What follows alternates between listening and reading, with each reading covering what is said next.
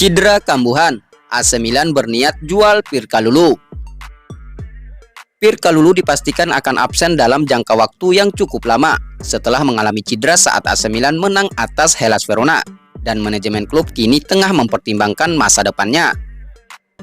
Seperti yang dilaporkan sebelumnya, Kalulu mengalami cedera pada ligamen kolateral medialnya dan akan menjalani perawatan konservatif untuk masalah tersebut. Namun diperkirakan ia akan absen antara 4 hingga 6 minggu. Sebagai catatan, Kalulu sebelumnya mengalami cedera tendon saat melawan Napoli 4 bulan lalu. Dan pertandingan melawan Verona minggu lalu merupakan pertama kalinya dia kembali ke starting line up setelah absen selama 140 hari. Namun nasib sial kembali menimpanya. Menurut laporan La Gazzetta dello Sport, Kalulu bergabung dengan status bebas transfer dari Lyon dan menjadi salah satu bukti sukses AC Milan musim ini.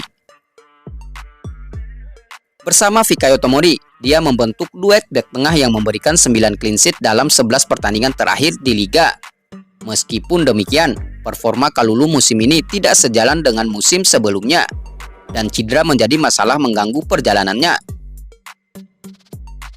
Dalam konteks pertanyaan klub mengenai masa depan pertahanan mereka, masa depan Kalulu kini dipertanyakan. Media tersebut menyatakan bahwa jika ada tawaran menarik, dia mungkin akan pergi. Meskipun demikian, pemain berusia 23 tahun ini masih memiliki potensi besar.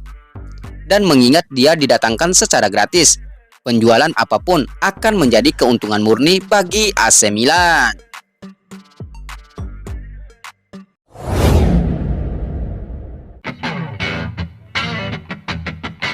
Oliver Giroud sudah adakan pembicaraan dengan klub MLS. Masa jabatan Oliver Giroud di AC Milan tampaknya berada di ujung tanduk menjelang akhir musim 2023-2024. Dengan laporan terbaru mengungkapkan kemungkinan masa depannya yang lebih cenderung menjauh dari klub. Meskipun AC Milan dan Giroud telah melakukan pembicaraan tentang kesepakatan baru, namun syarat-syarat yang diajukan tampaknya tidak memenuhi keinginan kedua belah pihak untuk tetap bersama.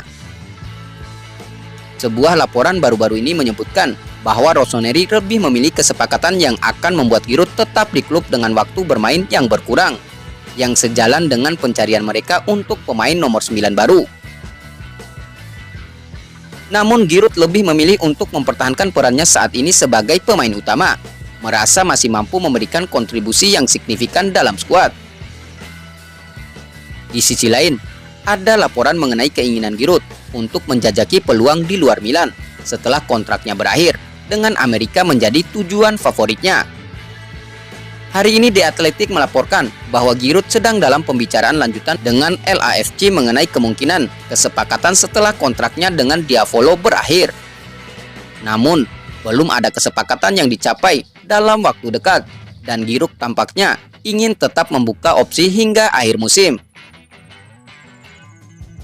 Kondisi Oliver Giroud menciptakan ketidakpastian bagi kedua belah pihak, dengan masa depannya yang masih belum pasti di AC Milan atau di klub lain di masa mendatang.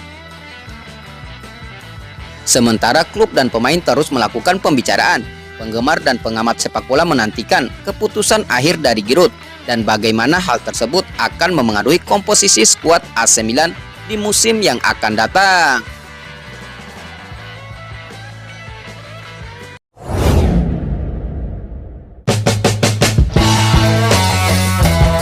Kontribusi 57 gol adalah bukti kesuksesan pasca transfer musim panas AC Milan. Ada saat-saat di musim ini di mana para penggemar dan media mempertanyakan keberhasilan rekrutmen yang dilakukan AC Milan pada musim panas lalu. Namun angka-angka kini memberikan jawaban yang berbeda.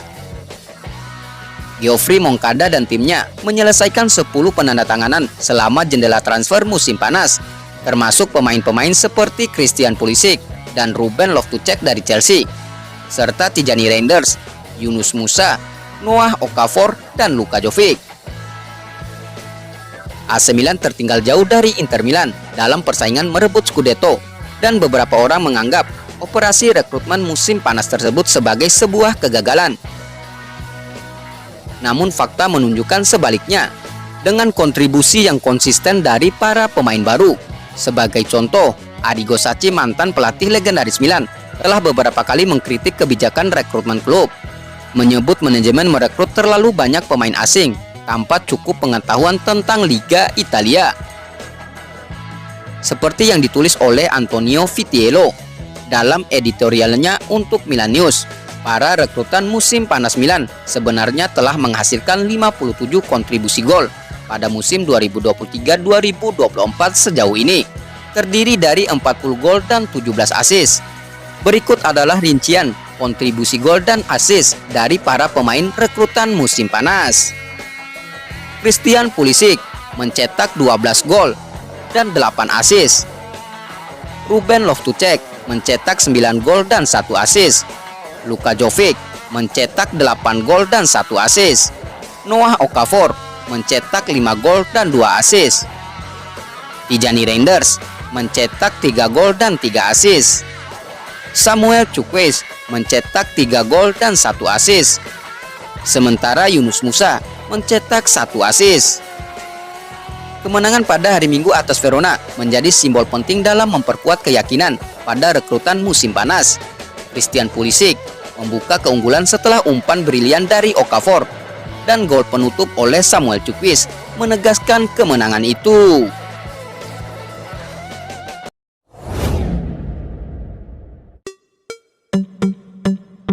Theo Hernandez sang manusia 100 juta euro. Theo Hernandez menorehkan namanya sebagai pemain terbaik di lapangan pada hari Minggu lalu, ketika AC Milan mengatasi tantangan dari Hellas Verona dalam pertandingan tandang, di mana ia tidak hanya mencetak gol pembuka, tetapi juga mempertahankan tren positif yang telah diukirnya. Seperti yang dilaporkan oleh calciomercato.com, penampilan gemilang Theo Hernandez menjadi sorotan utama dalam kembalinya AC Milan ke jalur kemenangan, di mana para pemain bintangnya kembali bersinar dengan gemilang, melebihi harapan. Tren performa Theo Hernandez semakin meningkat sejak ia diubah menjadi bek tengah dalam situasi darurat di lini pertahanan antara Oktober hingga Desember. Peran barunya ini meningkatkan kepemimpinannya di tim, dan sejak kembali bermain di posisinya asli sebagai bek sayap, performanya hampir tidak terbendung. Dengan 5 gol dan 10 assist hingga saat ini dalam musim 2023-2024, meningkat dari 4 gol dan 5 assist musim sebelumnya. Theo Hernandez menunjukkan kontribusi yang luar biasa, sejalan dengan performa terbaiknya bersama Rossoneri pada musim 2020-2021 ketika ia mencatatkan 8 gol dan 10 assist. Dengan kontribusi 11 golnya pada tahun 2024, Theo Hernandez telah menyamai rekor gol Aldo Maldera dengan 27 gol.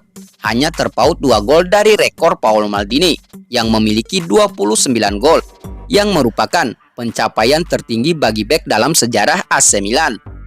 Theo tampaknya akan mengejar dan bahkan melampaui rekor idolanya itu dengan cepat. Sejak kedatangannya di Serie A pada musim 2019-2020, tidak ada bek lain yang memberikan kontribusi serupa dalam hal mencetak gol. Dengan 28 gol dan 38 assist, bahkan di level Eropa. Statistik Theo hanya kalah dari bek sayap terkemuka seperti Achraf Hakimi, Trent Alexander-Arnold, dan Rafa Guerreiro. Performa cemerlang seperti ini tak lepas dari perhatian klub lain. Meskipun Theo Hernandez memiliki kontrak hingga 2026 dan telah menegaskan keinginannya untuk terus bersama Rossoneri, negosiasi akan segera dimulai untuk memperpanjang kontraknya dengan kenaikan gaji hingga 4 juta euro bersih per musim ditambah bonus untuk menahan minat dari klub-klub lain termasuk Bayern Munchen. Meskipun Milan berharap untuk mempertahankan Theo Hernandez, mereka sadar bahwa nilai pasar pemain tersebut sangat tinggi. Bahkan mereka menilainya tidak kurang dari 100 juta euro. Dan secara informal menyebutnya manusia 100 juta euro. Sesuai dengan laporan tersebut, Theo Hernandez yang menjadi pahlawan saat ini bagi AC Milan tidak akan pergi dengan harga yang murah.